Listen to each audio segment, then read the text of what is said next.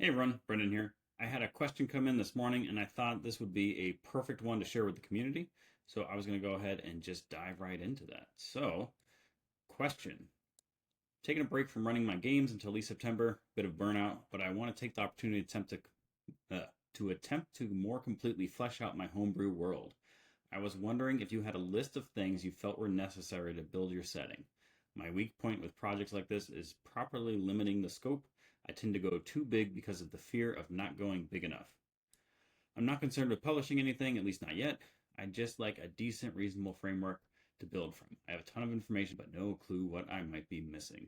So, I thought this was a great question and one that I had gone through myself with trying to figure out when I was building Echoes of the Shattered Age. What do I want to include?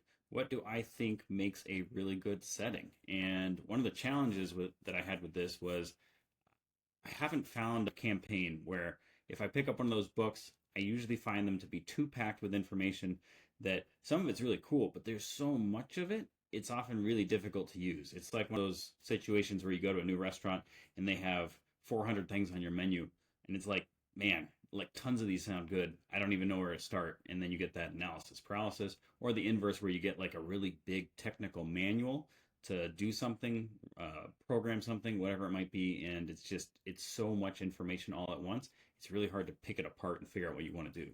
So what I did was first I had to figure out who is this book for, who is the audience, and in this case I designed the book for someone like myself, where they often homebrew a lot of their stuff anyways, and so many times they need a starting point for some of these things to get some the brain juice flowing, get some ideas on what they want to make. But in many cases they're not going to play it exactly, and so building out this entire huge city and world with all this detail in it, it feels more like reading a historical reference to some location, and that's really hard in my opinion to use to run a game. And I did a bunch of digging around and lurking on Reddit to see what other people were feeling about different settings and what people liked and what they didn't like. And so the audience I was looking for were some of those people that were finding they weren't getting what they wanted from these books. So that was my audience. Yours might be different. So if you're looking to literally just build a setting for yourself, and you know exactly how you want to set it up, then I would probably skip over to the second piece to see what pieces you might be missing. So the second thing that I wanted to touch on was analyzing other campaign settings to see what you like and don't like.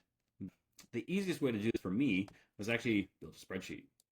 So if we look in here, we can see I took Eberron. It's relatively familiar to a lot of people, and I broke down what the page count is with all the different areas here. And then I took mine and put it in as well so we can see a comparison. So if we look, they have a lot of general setting details. So I calculated it as 112 pages. They've got 5 pages devoted to races. They have 6 races in here. Some of these are introductions from other books. Their Dragon Marks is new, but that is 16 pages to get 12 of them, so that was a lot. So there's a lot of detail around those. They have 1 new feat. They have 1 background. They have their Artificer class, so they've got an extra 5 pages devoted to that. They only have 4 subclasses, and they're all for the Artificer. Artificer? I never know how to say these words. You'd think my first language is not English sometimes. Let's see. Group patrons I thought was an interesting idea, a huge portion of the book to something that's new and people may or may not like.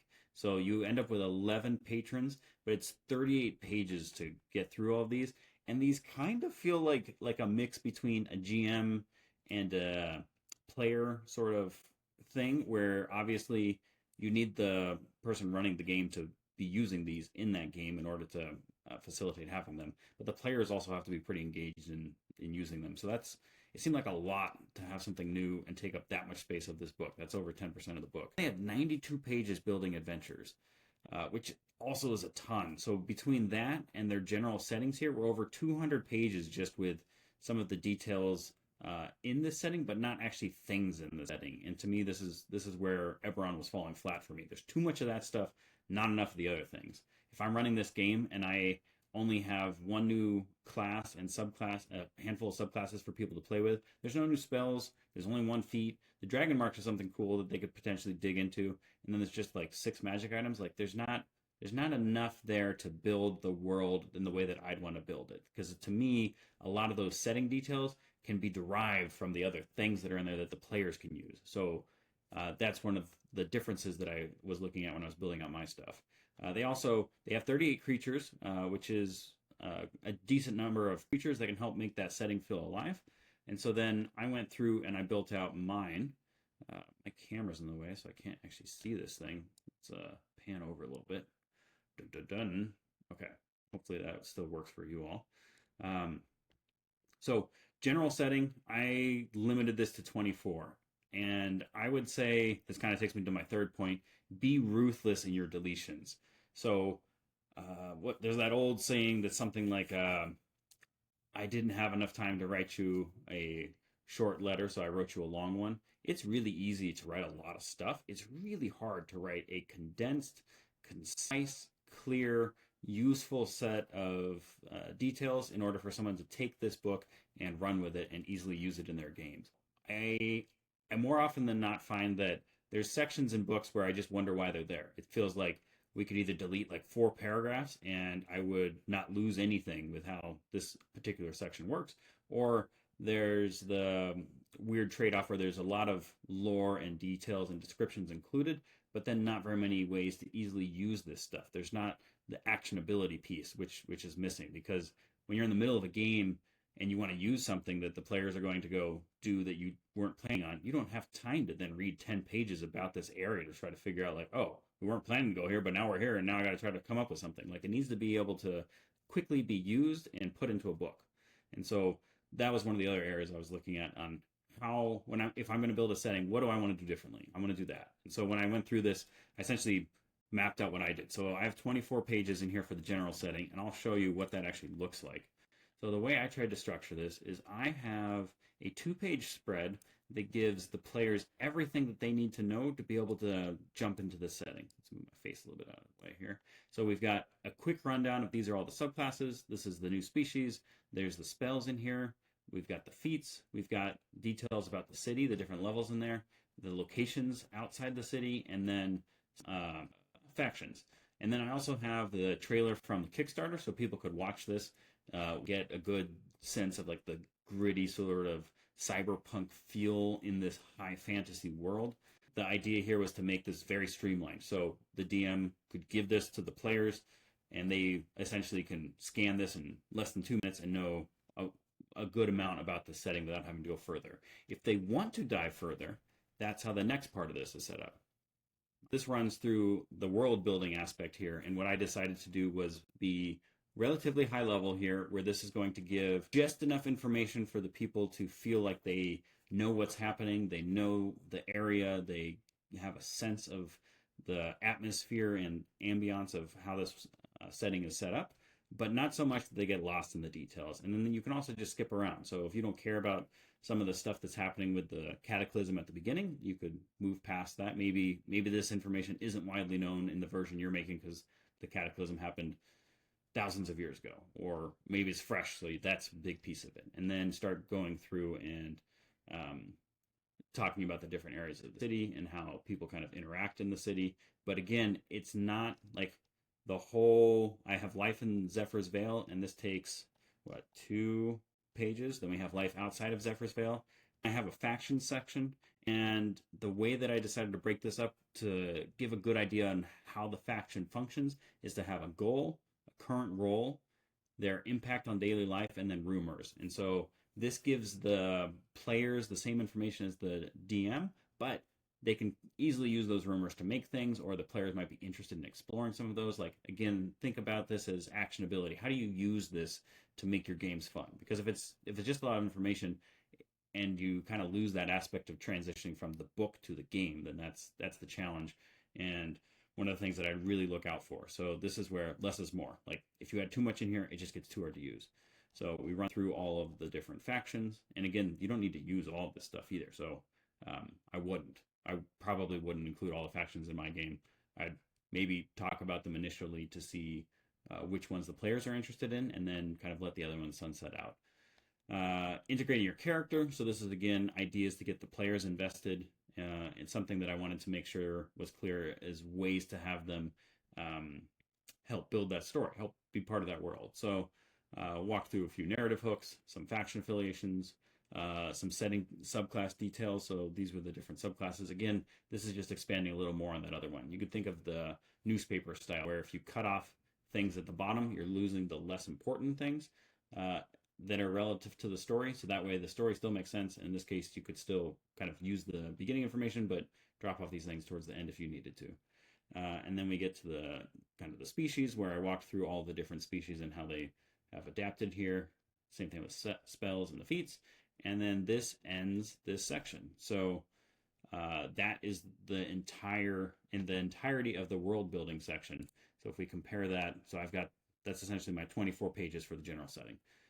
So you can get through that pretty quickly, and it's built to be bite size if you want. With just those 2 pages, gives you the majority of the details you need, versus the 112 pages that they've got, because that's just too much. And so then those were the things that I thought were kind of critical. The location, in this case, it's a single city as the primary location, and the wastelands outside of it. But you could have substantially more. It could be whole continent, could be entire plane, whatever. But I would keep that to a minimum, because I know it feels like if you're building a setting, the details on the locations need to be enormous. But really, in my opinion, a lot of the setting details comes from all the other things in that setting. So maybe the new races that are in there, or the new feats that are kind of describing the kinds of people and the traits that they're looking for there, the subclasses, all that kind of stuff. And so when you're looking to see what kind of stuff you want to include, to me, some of the more important things were actually these ones at the end down here. So these were pieces that I had put together as a means to help the DMs use the details in the setting.